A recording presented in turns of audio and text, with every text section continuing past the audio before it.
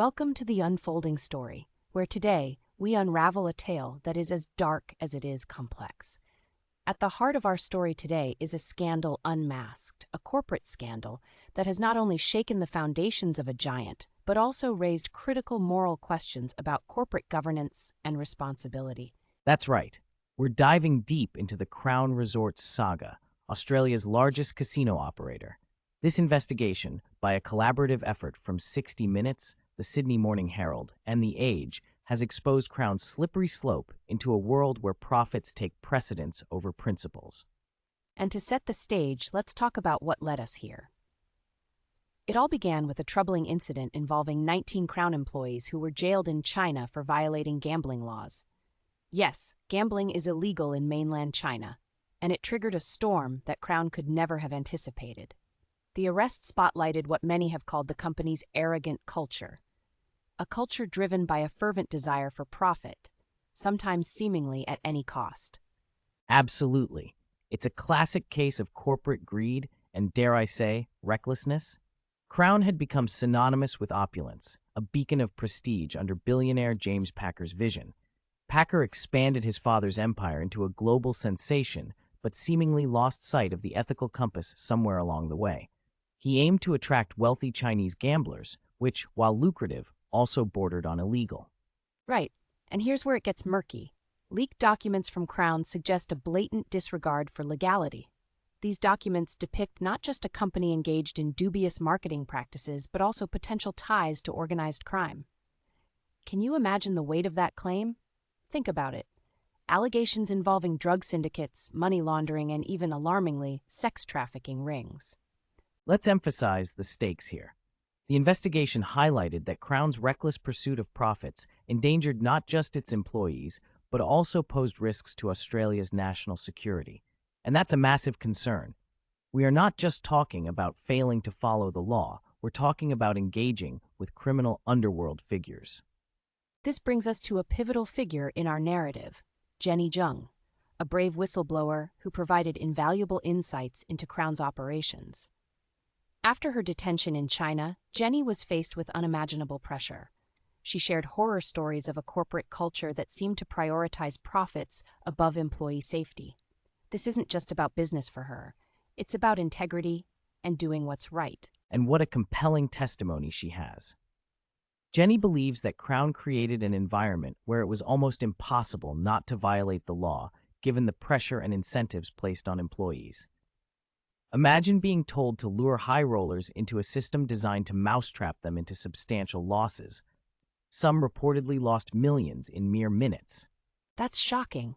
Yet it's not just about the large losses. It's about how Crown operated their whole model. They were allegedly promoting their Australian hotels, home to luxurious high-roller rooms, to wealthy Chinese gamblers, despite knowing full well this was illegal. The response from Crown was one of denial, attempting to downplay these revelations while internal emails contradicted that narrative. The whispers about Crown's operations weren't new, though. There were warning signs, such as when Chinese police clamped down on a Korean casino in 2015, a clear signal about the risks of promoting gambling under President Xi Jinping's government. Rather than ceasing questionable practices, Crown doubled down on its recruitment and marketing. This signifies the growing disconnect between the corporation and reality. Their internal communications reveal increasing anxiety among staff, leading to evasive tactics to skirt the laws. They were advised to keep a low profile, meet VIPs in smaller groups, and even to actively dodge the eyes of Chinese authorities, indicative of guilt and fear. These evasive maneuvers culminated in what can only be described as a nightmare for Jenny Zheng and her colleagues. The memory of Chinese agents storming into their lives, arrests making headlines, is something that will haunt them forever. And it's worth noting, one executive even tried to flee China, but ended up serving a jail sentence. Right, Crown's preparedness, or rather their alleged conniving strategies to avoid detection, paints a grim picture. They had internal records on procedures to manage police raids, telling staff the ins and outs of what to do if authorities came knocking. This level of preparation suggests that they were very much aware of the legality of their actions or lack thereof. And let's face it, This is not an isolated incident.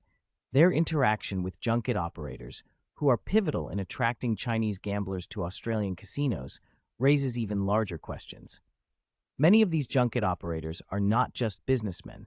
They often have ties to organized crime, emphasizing just how deep this rabbit hole goes.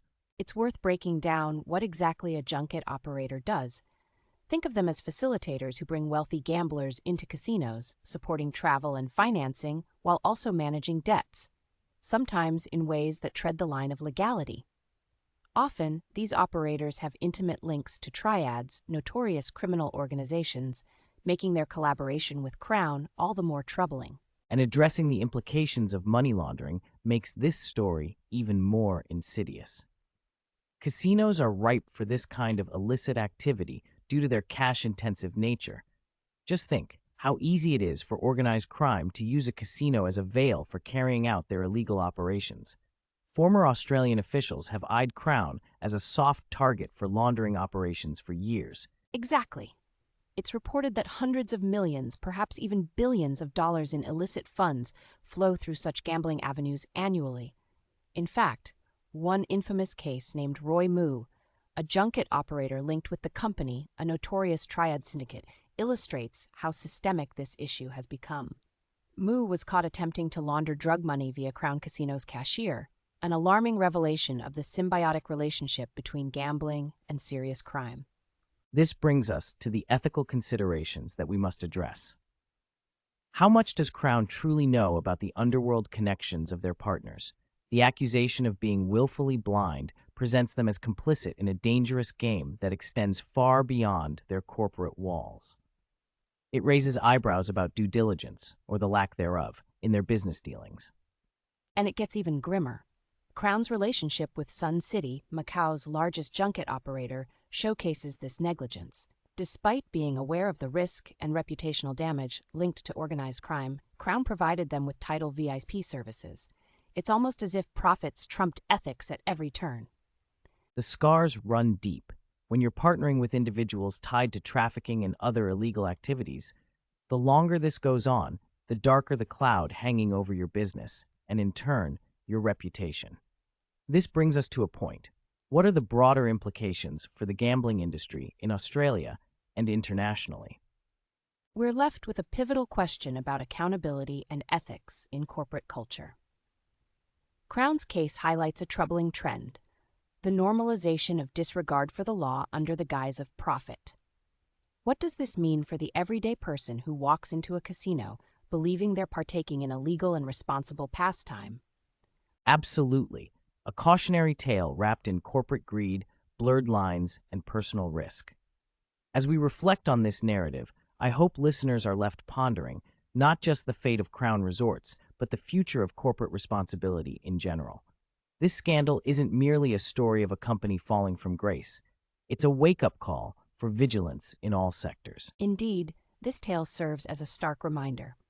As we conclude today's episode, may we all take a moment to consider the implications of our choices, both as consumers and as contributors to a larger societal framework that often finds itself in gray areas where morality and legality intersect. Thank you for joining us.